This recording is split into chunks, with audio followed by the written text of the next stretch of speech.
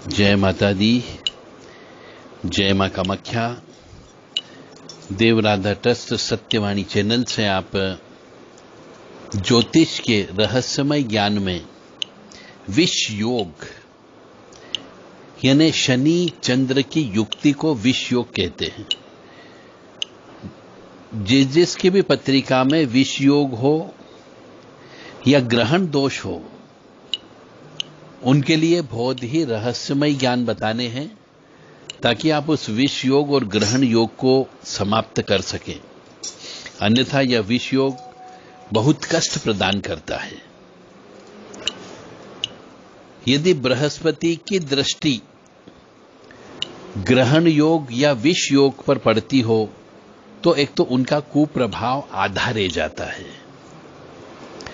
तो अपने अपनी कुंडली उठा करके देखो कि आपकी पत्रिका में कहीं पर भी शनि चंद्र एक साथ तो नहीं बैठा है, या फिर सूर्य के साथ राहु तो नहीं बैठा है जिसको सूर्य ग्रहण योग कहते हैं, या फिर चंद्रमा के साथ केतु बैठा हो तो उसको चंद्र ग्रहण योग कहा जाता है।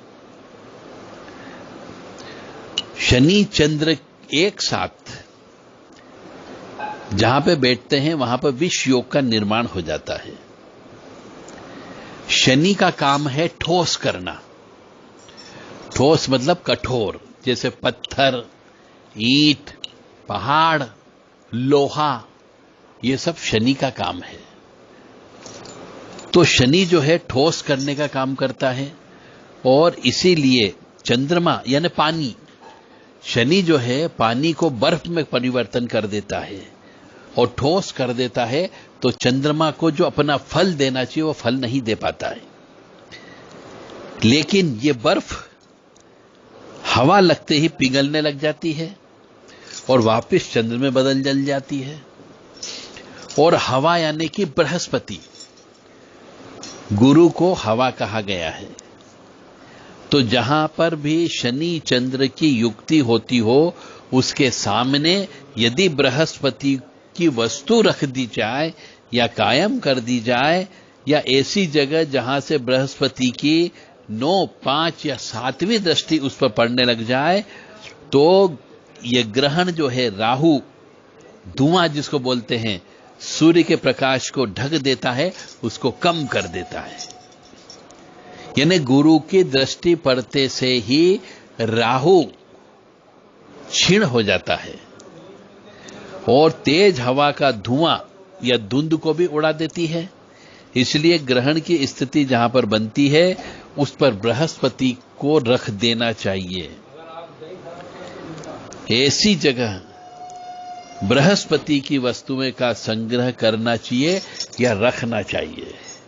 यानी कि जब भी यदि राहु और शनि और चंद्र की युक्ति जीवन में आती हो तो उस समय बृहस्पति की पूजा ज्यादा से ज्यादा करना चाहिए, बृहस्पति का दान देना चाहिए, ताकि शनि चंद्र जो है आपको कष्ट प्रदान नहीं करेगा। और शनि चंद्र की युक्ति जिस घर में बनी हो उस घर का जो भी अर्थ निकलता हो वह उस जगह है गुरु से संबंधित वस्तुएं रखना चाहिए।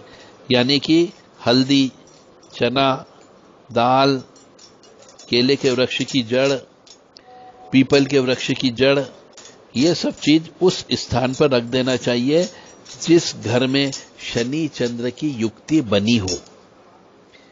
अब यहां पर गहराई से यदि सोचा जाए तो जिस ज्योतिषाचार्य के पास आप जाओगे तो पत्रिका देखेगा तो कहेगा शनि चंद्र यानी विष योग बन गया है, यानी इसके जीवन में, बालक के जीवन में संघर्ष में आएगा।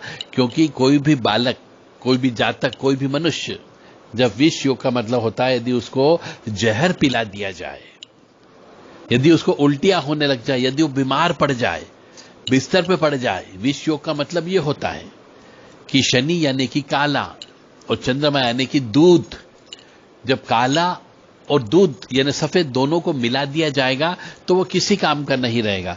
ना दूध काम का, खाने पीने के काम का है, और यदि पेंट जिसको बोलते हैं आइल, तेल, यदि उसमें भी दूध मिला दिया जाए तो वो तेल खराब हो जाएगा। यानी शनि चंद्र जो है एक तरीके से मनुष्य के जीवन में यदि कुंडली में है तो जितने दिन उसका प्रभाव रहता है उतने दिन मनुष्य का जीवन बर्बाद हो जाता है। वो आत्महत्या करने के लिए जहर पीने तक तैयार हो जाता है।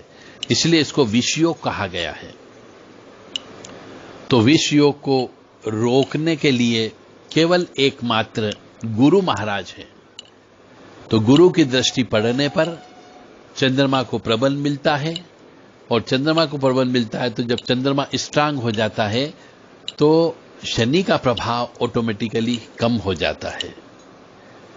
इसलिए मनुष्य को पीपल के वृक्ष की पूजा करते रहना चाहिए, चने की दाल देते रहना चाहिए, अमावस पूनम पर श्री सत्यनारायण भगवान की कथा करा के हवन अवश्य कराना चाहिए, और नवग्रह शांति के लिए सीधा अमावस पूनम पर दान अवश्य करते रहना चाहिए। तो अब यहां पर यह चीज आई कि शनि जो है ठोस चीज है,